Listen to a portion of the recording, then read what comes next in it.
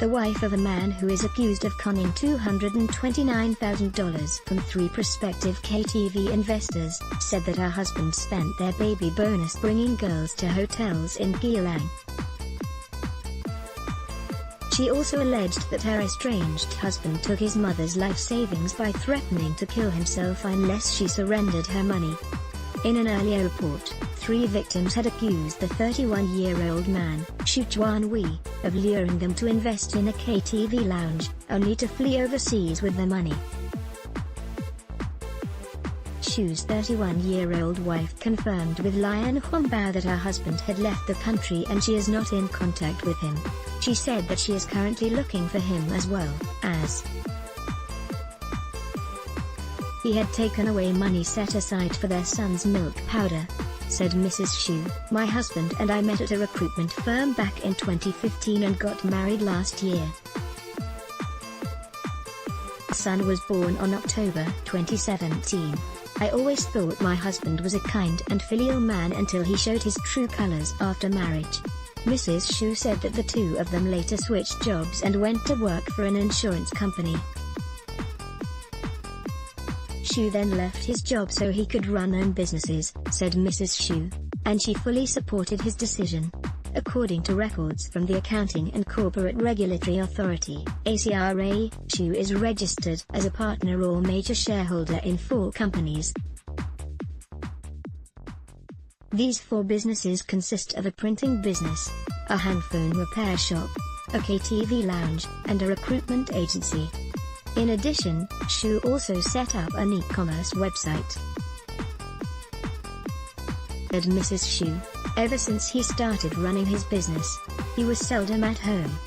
Almost every night, he would be at a night spot. Each time I asked him, he would say that he was entertaining clients. I had told him that I would support his decision to run his own businesses, so I had no choice but to tolerate his behavior. However, Mrs. Shu, who was then pregnant, later found 2 cinema tickets tucked away in the pockets of Shu's trousers. She became suspicious and secretly installed a tracking app on his phone. Mrs. Shu said that her husband even brought a nightclub employee for a movie and a visit to Universal Studios Singapore, before checking into a hotel at Geylang. Mrs. Shu ultimately decided to forgive his philandering ways on account of their son.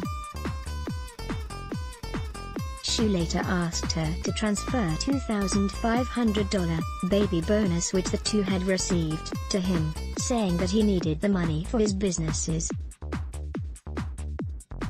Said Mrs. Shu, after he got the money, he immediately told me that he would not be coming home that night. When I tracked his whereabouts, I discovered that he had checked into 2 different hotels in Geylang on the same night. I gave up on him in that instant. Other than asking him to return the money he took from our son, I will never speak to him again. Mrs. Shu also revealed that Shu's womanizing ways were found out by her parents, who later confronted the man. When confronted, Shu allegedly told them, "The child can grow up in a single-parent family. I myself grew up in a single-parent family." Mrs. Shu said that she only realized that her husband had been conning others after a victim contacted her on April 22 this year. She discovered that her husband had fled the country and went to confront Shu's mother, who stays at a flat in Sengkang. The flat had been rented by Mrs. Shu and her husband, while the two split the bill for $6,000 worth of furniture in the apartment. Mrs. Shu said that she had resided in the flat after she and her husband made up, but has not set foot in the flat since she cut ties with him. During this period, she has been staying with her own mother. Mrs. Shu added that she had hoped to retrieve the money from her mother-in-law, but the elderly woman would not let her into the flat. However, she subsequently received a call from the old lady who told her that Shu had attempted to borrow money from her. She said, "I told her, after everything, do you still not know how your son is like? It is believed that Shu's mother ultimately handed over her life savings of $150,000 to her son after the latter threatened to kill himself.